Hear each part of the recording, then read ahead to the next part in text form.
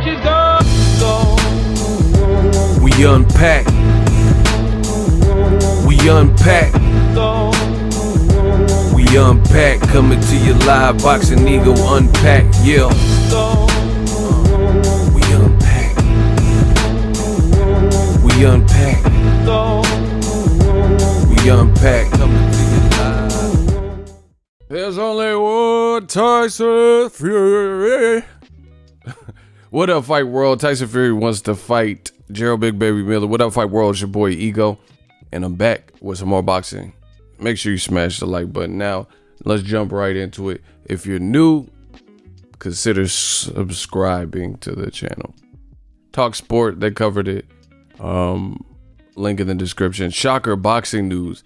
Tyson Fury, there's only one Tyson Fury, reveals he has told ESPN he should fight drug cheat Jarrell Miller next. It said Dubois, they're talking about Dubois, Gorman. Supporting Gorman on Saturday was his cousin and lineal heavyweight champion Tyson Fury. You've seen before the Daniel Gorman, or why I keep saying Daniel Gorman, Nathan Gorman, Daniel Dubois fight. Tyson Fury was holding up like some Commonwealth belt for his cousin, and he was in the crowd with Frank Bruno and stuff. It says before the Joe Joyce fight where Brian Jennings was defeated on points, he joined for a chat. Fury had an awkward exchange with former foe 2B. The fight got canceled a long time ago with David Hay, but he also revealed that he had told ESPN that Jarrell Miller would be his ideal opponent for his New York fight in October. Quote, ESPN wants an opponent that is well known. I suggested Jarrell Miller. He's well known. He's unbeaten. He was highly ranked. There was also Trevor Bryan on the list, a Don King fighter. He's supposed to be fighting Manuel Charr for the WBA, and that's about it. And then they quoted like an embedded tweet. We could listen to Tyson Fury talk all night. I was built to be a Las Vegas showman, he said. He went on to suggest that only really Trevor Bryan was a viable candidate alongside Miller, as ESPN would like him to face an American with some name value. Given that Miller tested positive for drugs 3 times earlier this year, was forced out of a clash with Anthony Joshua, which his replacement Andy Ruiz would win as part of a 6-month ban, this would be quite the turnaround. Listen, it's apparent to me that they choose and don't want to fix these issues in boxing. That's just what it is. Because if they really wanted to fix the issues in boxing, they could. But Jarrell Miller, he was afforded an opportunity to fight Anthony Joshua. There was probably $7-8 million for the first fight. Obviously, if he did what Andy Ruiz did, he would have got more money, etc. And he squandered that opportunity, and he did it in a major way. He left his own hanging. He left Eddie Hearn and Anthony Joshua without a dance partner. He left fans who were, because you got to understand, Jarrell Big Baby Miller, Joshua, there was a big buildup, or a decent buildup, where he pushed Joshua. They were talking about each other's mums and shit like that. So, it left a lot of people with the sour taste in their mouth. So to be rewarded with the Tyson Fury fight, immediately after, it just goes to show you that in boxing, they're not trying to fix the problem. There's no way they can say that they're trying to fix the problem and things like this happen. And Jarrell Miller, he's always been cool to me. He's always, a friend of the channel, but I'm a straight shooter, and what he did was not good. It was not good for his livelihood, his career, his family, his promoter, all that type of stuff. It's just what it is. But it's not even just him, it's boxing. Antonio Margarito, he cheated with the plaster wraps, came back, got a Pacquiao fight. Big fight for a title, etc. And ESPN, they desperately are trying to push Tyson Fury as this big Las Vegas show, which he's not. I like Tyson Fury, he's cool, but they're trying to make it like this man is like the showstopper, and people are coming out in droves to watch Tyson Fury in America, right? But at the end of the day, that's not true. It came out later that they pencil whipped the numbers. They said the Tyson Fury Tom Schwartz sold 9,000, and come to find out they comped 1,200 tickets. And the commission report said that it actually sold 5,600 and change, 5,600. You know, this is a big difference. And Tyson Fury has commonly and frequently boasted that he's so much bigger than Deontay Wilder and he beat him 10 rounds to 2, but he's the one that needs tune-ups, right? So, you know, it doesn't really make sense to me. And, you know, the Jarrell Miller fight, I don't know how ESPN, they don't, they did this business venture with Tyson Fury off of the back of Deontay Wilder's name. Fact. Nobody was even talking about Tyson Fury because he had his own personal demons, you know, for 3 years, and people thought he was done. I remember reading the reports and I remember hearing everybody talk about it. People thought Tyson Fury was absolutely done, you know, and then he fought Deontay Wilder, who gave him an opportunity, let's not forget, you know, at a belt, and he held a good account of himself. See, he boxed well, but he still almost met his maker and met his match at the end because he got knocked down twice. And the second time obviously was like insane in the 12th round. And some people consider that should have been a knockout. But nonetheless, this is how he got his ESPN deal. He got his ESPN deal off the back of Deontay Wilder's name. It's just, that's the reality of it, you know? And now ESPN and Bob Arum and Top Rank, they got Tyson Fury like running around like he's, you know, like this American showstopper. But people want to see him rematch Wilder. And ESPN and Top Rank threw all this money at him, thinking like, oh yeah, he has a great story we can build. The heavyweight division is back. But nothing really matters until he rematches Wilder. You know, Joshua already lost. That's his domestic rival, you know, so it comes down to him and Wilder. None of this other shit means anything until he fights Wilder, because that's the rematch he was supposed to fight. And they were in negotiations and he bounced and fled and went to ESPN for tune-up fights after claiming he beat Wilder 10 rounds to 2, easy work. You get what I'm saying? So it looks like ESPN is now trying to scramble to find an opponent worth merit. So the best they can come up with is Trevor Bryan or Jarrell Big Baby Miller, who I don't know how that's going to be received. The fight wise, his like stylistically is not bad, but I don't know how that's going to be received. You know, are you really expecting a ton of fans to shell out cash and chance it when he just failed multiple drug tests? You know, and some people just don't like what that represents. So I don't know. See, he said Deontay Wilder can't get any better. I will be 50% better. You know, he's saying all this stuff. You know, it's a huge contradiction. Tyson Fury, he does this where he'll say one thing and then it'll change. He'll say, hey, I'll fight Dillian White if the WBC makes it for the diamond belt. And then he'll do another interview 2 weeks later and he's like, Dillian White, aha, you can't get a title shot. You can't get a WBC title shot. Fuck off. I'm not going to fight you. You know, you're a bum. You know, it's like, what? That's not what you said. You know, he says all this stuff. He beat Wilder 10 rounds to 2. But if you beat him 10 rounds to 2, why you need tune-ups? If you beat him 10 rounds to 2, why are you trying to sharpen your skills and stuff? Why don't you just go straight away into the rematch? You know, these things don't make sense at all. And I'm pretty sure the world sees it. Now he's in between a spot where he's getting all this money, which is good for him, his family. But at the end of the day, all roads lead to Wilder, especially if Wilder gets past Luis Ortiz again, you know.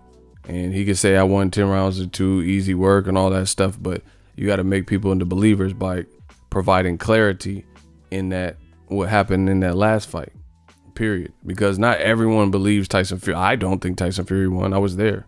You know, I thought it was a draw because of 2 knockdowns. I don't think Tyson Fury really did all that much in the first 3, 4, 5 rounds. He was like fainting and moving and shit. Like he wasn't no offensive monster. But anyway, ESPN, they're trying their best to make this like some kind of movie, Hollywood movie story when it comes to Tyson Fury, and they're giving all this money. They don't even have an opponent. And stylistically, you got to match up Tyson Fury right, because if he fights certain guys, it's going to be an uneventful fight. Kubrat Pulev, I don't know what's up with him with the Jin Sushi shit, but I don't think ESPN wants that because that's not an American fight.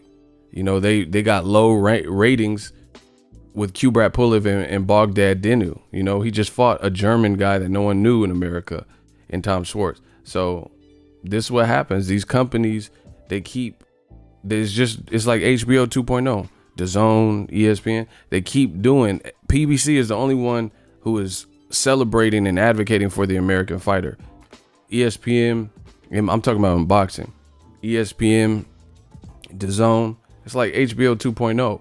They keep advocating for foreign fighters and trying to make them like they're these Manny Pacquiao type stars, and everyone, you know, comes out to see them, like DAZN and Triple G and Steve Rose. Like people are just dying to see that. No one knows who Steve Rose is. He's from Canada. He hasn't built a reputation or a bio in America. Same thing with Tom Schwartz. You know, Trevor Bryan, he's cool. You know, he's ranked, but that's not a big fight for America.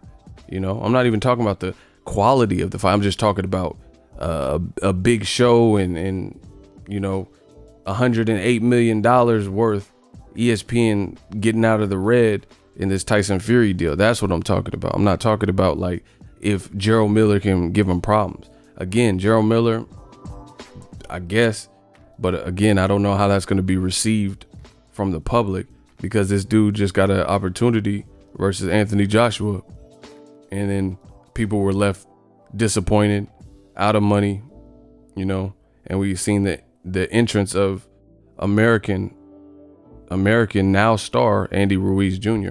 And the funny thing is, they could try so hard, but the biggest, to me, the people making the most noise in the heavyweight division and fighting good competition are Americans. Mexican-American Andy Ruiz Jr. and Deontay Wilder, period.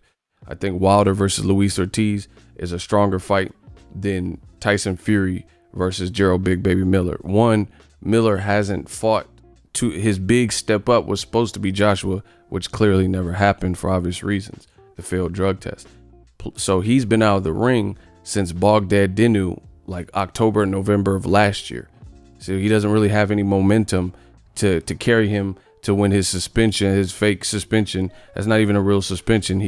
He got a technicality. His license wasn't renewed, so he didn't really get suspended. The only person that suspended him was the WBA, you know, but no one else suspended him. So it's not even a real like suspension. He technically, he could probably fight. He just can't fight for the WBA belt until 6 months. But anyway, besides that, he don't have no momentum because of what happened with the Joshua fallout, right? He hasn't fought all this year. So I really don't know how big of a name that was, you know. Trevor Bryan, like I said, people tell me in the comment section the 3 best Trevor Bryan fights that you watched live when they aired. You get what I'm saying? It's not a big number. So this is what happens. ESPN, DAZN, they keep doing this. They keep not giving a lot of American fighters an opportunity, and they end up putting all these foreign fighters as the precipice, like, you know, the forefront of boxing, and then they don't even have American counterparts or fights that appeal to America where the fight is staged to take place. So I don't want people, you know, I know a lot of the dumbass fans and stuff, they're gonna try to make it like it's just America versus the world and shit. I'm not saying that, but these are where these fights are being staged. ESPN is an American company.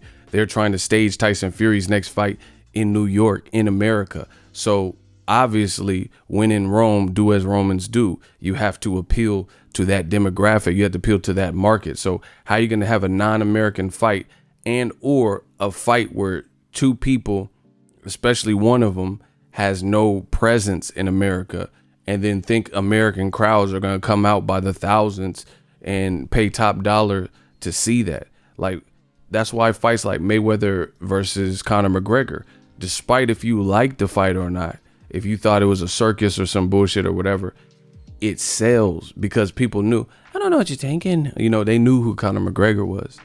They know who Floyd Mayweather was. Therefore, it sells, especially to reach outside of the hardcore boxing fans. It sells. But Trevor Bryan and Tyson Fury, now you have to lean heavily solely on Tyson Fury's name, who's not even from America. You know, he doesn't do 100% of his business in America. He might be back at home. Like, I've been seeing him do interviews and stuff back at home. They're not doing that out here, building his rep. You know, he's doing these Q&A shows and stuff. He's doing that back at home. He's at the Daniel Dubois, Nathan Gorman fight. You know, he's not at Pacquiao Thurman necessarily, or, you know, big American fights. So, you know, it's a sign of the times. It shows you that bigoted America, they rather try to force feed you than show love to some of these American top fighters, especially the black fighters. You know, they rather sell you a Triple G, a Vasily Lomachenko, a Tyson Fury, and force you and tell you that this is the complete package, you know. But at the end of the day, I think they have to build these fights. Like, let's say Trevor Bryan versus Tyson Fury was the call. They should have been building him like Don King or Top Rank. They should have put him on some Top Rank cards, work with Don King or something. Aram's worked with Don King in the past. You know, they should have been building it. See, what's happening in boxing is these guys are coming out of nowhere. There's no real succession plan, if you will. Like Tom Schwartz. Tom Schwartz, put him on some Top Rank cards before you pull the trigger. It's like everybody's winging it. You know, since Tom Schwartz ain't fought outside of Germany, outside of the Tyson Fury fight, forward think and be like, okay, if Tyson Fury keeps winning, you know, we'll put him in there with a guy like Tom Schwartz. You have to build Tom Schwartz to American audiences. You know, put him on a couple Top Rank cards so people can see what he's talking about and what he's doing. So then it's not a huge surprise when he's selected. That's not what's happening. You see the promoters is like, it's kind of lazy. You know, Triple G just needs a fight where he's probably not going to lose. So they just pull a rabbit out the hat and pull a Steve Rolls out of the equation. Like, what? Who is this? Where is he from? As opposed to if there was somebody that they had been building up on Triple G cards or Chocolatito cards or some shit that people might be able to identify. Like, oh, okay, that's that guy. So boxing got to get out of the habit of they got to start building not just the A-list stars and put all their energy into Canelos and, you know, those type of people, but they got to start building up these other people. And I think PBC is doing a pretty good job of that. Like with Joey Spencer and F.A. Ajagba and some of the up and comers, you're starting to see them. Money Pal the Fourth, shout out to my dude. You're starting to see them. Mario Barrios, you're starting to see them on frequent cards. So if Mario Barrios, that's my guy, shout out to him, shout out to Texas. If Mario Barrios, if he ends up getting a top level fight, it's not going to be like, oh shit, who the fuck is this guy? You know, it might be to some people, but the people who are diehard boxing fans that have been keeping up, they're going to at least be able to resonate. Versus Tom Schwartz. I follow boxing daily. You know my work. I'm about to be at 200K. Shout out to everybody that helped, you know, from the ground up, from the mud. I cover boxing daily. Had no concept of who this guy was, Steve Rolls and Tom Schwartz. So I think that's the biggest problem. If they want to build these fights in America, everything goes through new media now. Everything goes through the American audience. The UK had it for a minute, but they don't have the amount of champions that they once had. They had a historic rise, but it was short-lived. Now it's clear that America is where the top dollar is. Andy Ruiz versus Joshua, probably going to happen in America. That's where the bigger bucks are, you know, unless they pay Andy Ruiz. He said he's not fighting. He said he's not fighting in the UK. But anyway, nonetheless, the money's in America. You see this man right here, Money Man, Floyd Mayweather. Okay, easy work, motherfucker. I'm rich, motherfucker. Yeah, Tyson Fury, he cool, you know. But they got to start making a habit of building people so these opponents don't look out of left field. You know, like even Charlo fighting Brandon Adams, at the very least, Brandon Adams was on the Contender. So people may have seen his work from that. But if he would have fought Brandon Adams, the one that lost to Thompson, and he never did the Contender, then it'd be like, yo, who is this dude? You know, but people at least watch that show, you know. a lot of the boxing fans, you know, so it helps. But when you just pull a guy out the woodwork, it's just like, it's almost insulting. Like, who is this dude? You know, so once again, ESPN paying top dollar, and up until the Wilder fight, they're not going to probably recoup their money, you know, at least with these options. And it just goes to show you that boxing's not interested in, it's interested in what they want to do, you know, making money. It's not interested in doing what's fair or like really punishing guys who cheat and stuff like that, because time and time again, we see guys bounce right back. They can cheat. And, you know, Alexander Povetkin, another person, failed 2 drug tests with 2 different drugs. The Wilder fight got canceled. Wilder had this guy sent home, ended up suing Povetkin for wasting his time, won a lawsuit, blah, blah, blah. Then he failed the WBC eliminator with another drug. The Bermain-Stavern fight got canceled. Stavern got sent home. You know, so he did that to two fighters, you know, and had them waste their time, waste the training camp, all to have the fight canceled because he didn't have a clean system. Guess what? Soon as his suspension ended, when the world was supposed to see Deontay Wilder versus Anthony Joshua, Joshua's team didn't want it. They didn't want it. And as a result, what did we get? Anthony Joshua, at that time unified champion, versus Alexander Povetkin.